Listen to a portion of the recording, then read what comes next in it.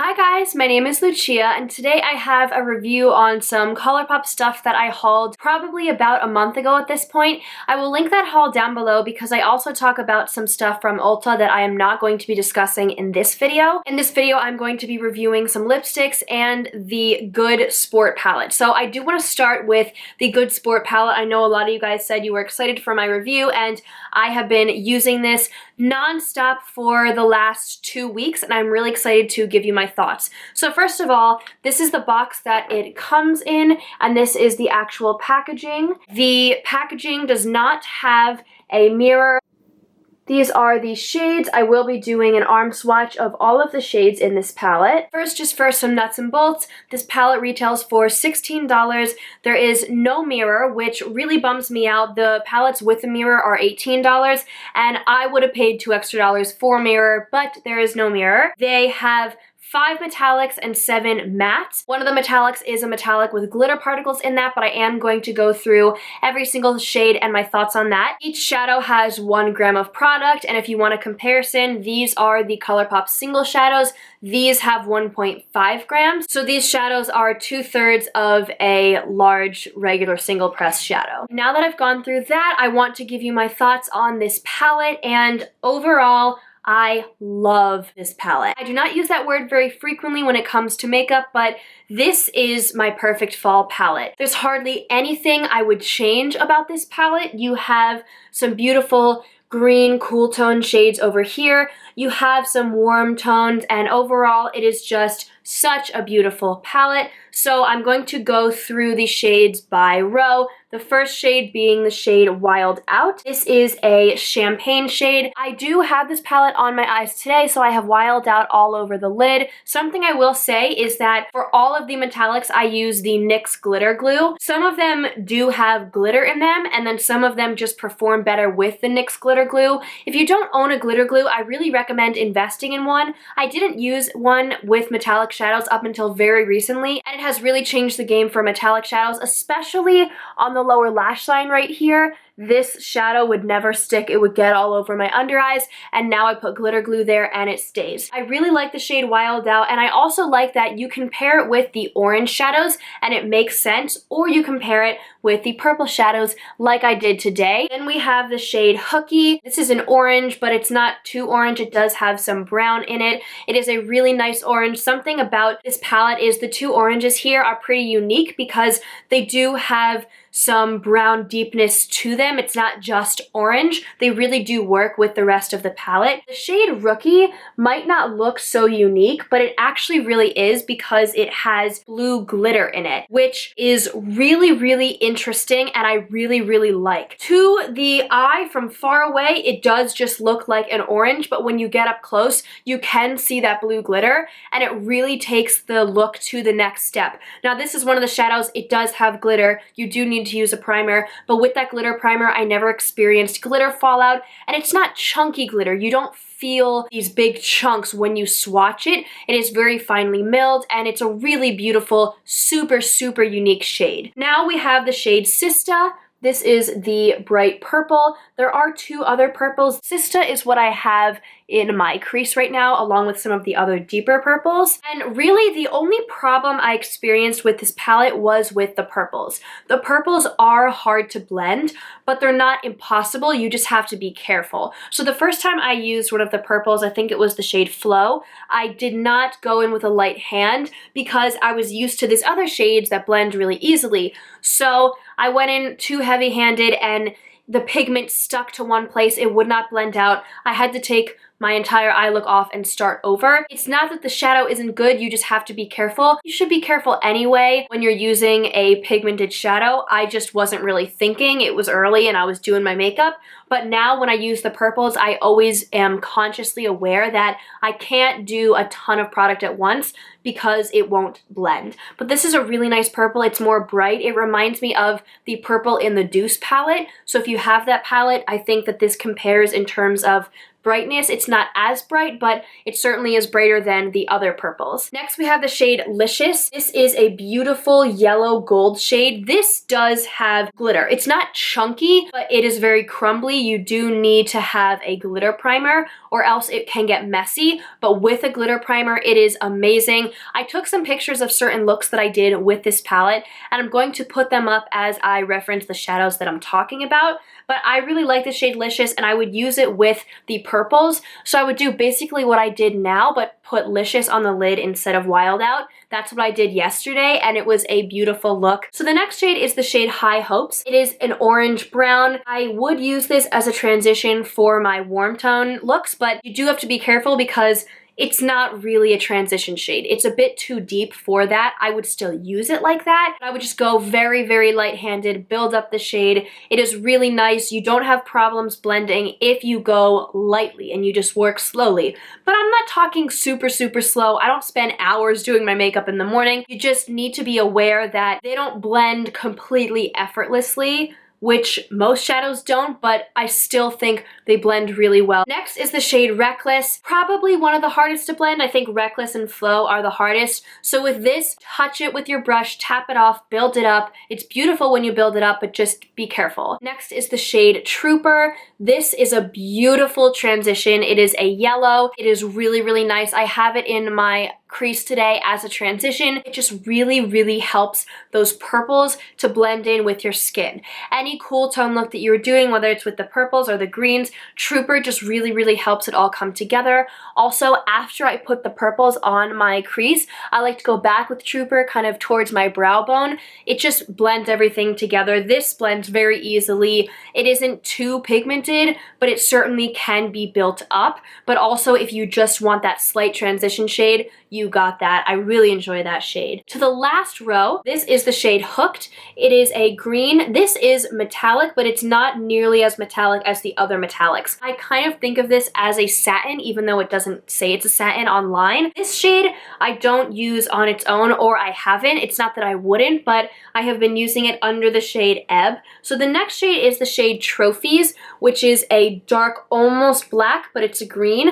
This is beautiful for these greens. I forgot to mention, but this shade is the same with the shade Reckless. You have to build it up, just go slow. It is not hard to blend, but it will be hard if you put too much pigment on at once. Next is the shade Ebb, my favorite shade in the whole palette. This is so ridiculously creamy. Buttery, glides on, so pigmented. You don't need a glitter primer. Sometimes I use one, sometimes I don't, but it doesn't matter. It's beautiful either way. And this is a green that is wearable. So the look that I will show you, and I have been wearing a lot, is Trooper in the crease as a transition, and then Hooked underneath Ebb. I'm not quite sure why. I think it just makes it slightly more green, and then Trophies in the outer corner. That is the look by far that I have worn the most, and I have been wearing it with this lip color that I will get to. And the last shade I have mentioned before is the shade Flow. It's a little harder to blend. I think out of every shade in this palette, the two that I wouldn't miss is Flow and Hooked. Flow just because we have Sista, so even though this is a little more muted and cool toned, I don't need it. Do I still use it? Yeah, I used it today in my outer corners. It's still nice, but I don't necessarily need it. And then Hooked, I didn't really connect with. I didn't work hard to make a whole look out of Hooked. I did put it on my lids. It wasn't popping, so I put Ebb over top of it. The reason the warm tones work so well for me in this palette is because they're unique. As I said, these oranges have a burntness to them that I don't usually see, and this shade Rookie has that blue. Overall, I think this is a beautiful palette. This is one of my favorite palettes in my collection, definitely. I have not felt this strongly about a palette in a really long time where every single shade is something I like. I do pull for other shadows just for a brow bone highlight and inner corner highlight. I was using Wild Out at first as an inner corner highlight. It's a bit too dark for me. You could always just use your highlighter to do those things, but besides that, I make all my looks within this palette. Next, we're going to go on to the Colourpop Luxe lipsticks. I have 4 here. This first shade is the shade Still Crazy. Now, at the time of filming this video, I actually had not tried this lipstick, but I have tried it since I filmed this, and this is a beautiful lipstick. It is a cream formula. You will see later in the video that there is a cream lipstick that I bought in the cream Luxe formula that really didn't perform that well, but this was really, really creamy. It doesn't really get too dry throughout the day. You definitely have to reapply it, but this is actually so close to my skin tone that I could get away without reapplying it, but it is very, very comfortable, beautiful shade. Not a really fall shade in my opinion, but I'm super excited to get a lot more use out of this probably in the spring. The shade that I'm wearing today is the shade 27. You can tell when I scroll up, compared to the other lipsticks, I have used this so much. This is the perfect fall lipstick. These have different formulas. 3 of the lipsticks are the Creme Luxe formula, and then 1 is the matte. And I am going to talk about a little bit of inconsistencies that I found with that. But this is a creme formula, and this really performs like it. This is not drying down to a matte, but it's not moving. And if you were to leave this on your lips for hours without touching it up, it would dry down to a matte, but my lips never ever feel dry. I have been wearing this almost exclusively every day since I got it. These lipsticks are $7. The packaging is really nice. It feels heavy. It feels expensive. I love the rose gold. As you can see, there are stars on the actual bullet as well as on the cap. If I were to lose this lipstick, I would order it right away again because this is proving to be my perfect fall lipstick. Also, in terms of transferring, when I eat, this never completely goes away or gets messy. It does come off a little because it's not a matte lipstick, but it really does perform in a matte lipstick in terms of longevity, but it's so comfortable. The next shade is the shade Money Moves. This is an orange. This is the matte formula, and you can really tell a difference. This is a little bit drier, a little bit stiffer, but not in a bad way, not in an uncomfortable way. You can just tell that it's a matte lipstick. There it is. This is a beautiful orange lipstick. When I use the orange shades in the Good Sport palette, I always reach for this lipstick. I don't wear orange lipsticks as much as other things because I don't wear warm tone looks on my eyes as much as other colors, but this has a really good purpose for when I do want an orange lipstick. The mattes are matte, but they are not uncomfortable. They do look slightly more dry on the lips than this. After a little bit, especially when you're reapplying it, you can tell that it's a matte, but it's not uncomfortable. You guys know I do not like liquid lipsticks. They're very uncomfortable. I only own one. It is a red that has its purpose, but for the most part, I do not like them, and this does not act like that. I honestly think the longevity is the same as the 27 cream lipstick. It is just a little bit more matte,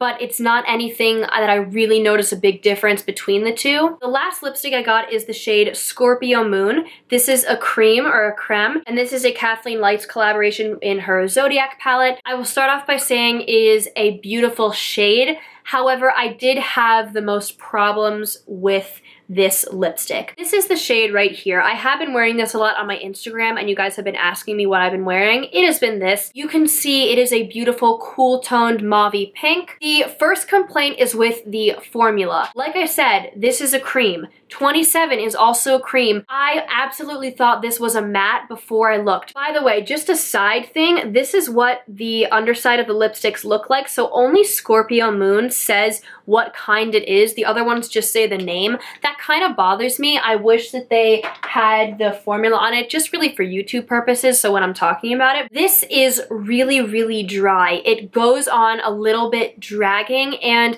it does look very dry, and it's drying throughout the day. It's not uncomfortable, but it performs like a matte to a point where I really think this is a matte. This performs just like Money Moves, which is a matte, and 27, which is a cream, is nothing like this. I don't regret purchasing it for that reason or at all, but it's just something to keep in mind. And when you look at your lipstick at the end of the night, it does look a little bit cracked, a little bit dry. This lipstick will not look like that. It doesn't look bad. I wore this lipstick yesterday for 13 hours or something with reapplying, and it didn't look bad. It just didn't look as good as the one I'm wearing right now. The other problem I have, and I will show you in the lip swatch, is this stains your lips bright pink.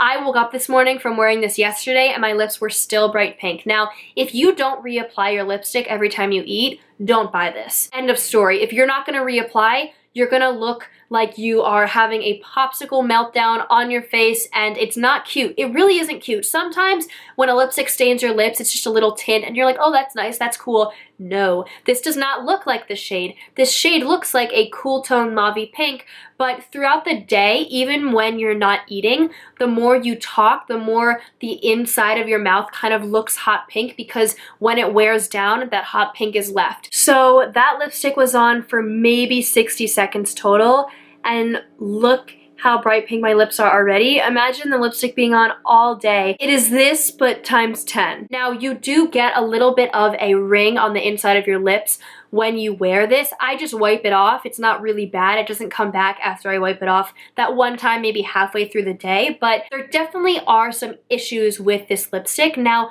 do I regret buying this lipstick? No. Do I think that you shouldn't buy it? Not necessarily. I knew that this stained your lips when I bought this. When I bought this, I knew that my lips would be stained bright pink, but I didn't really care. I wanted to try it anyway, and it is a really unique lipstick. You should just know the quality of this is not the same as the quality of the 27 lipstick, even though they're both $7. So if you're gonna buy one Colourpop Luxe lipstick, unless this is the one shade you have been searching for your entire life and you're gonna wear this all the time, I wouldn't say get this one for the formula, but it's still okay. This really does feel like a $7 lipstick, while the other ones feel high-end. Okay guys, and that was everything for this video. I really hope you enjoyed it. Let me know if you would like me to do more videos like this in the future. Usually I don't do specific review videos on certain products, but I had such a good time using these products. I feel like my collection is complete now in terms of fall products. Please give this video a thumbs up and subscribe, and I will see you guys very soon. Bye!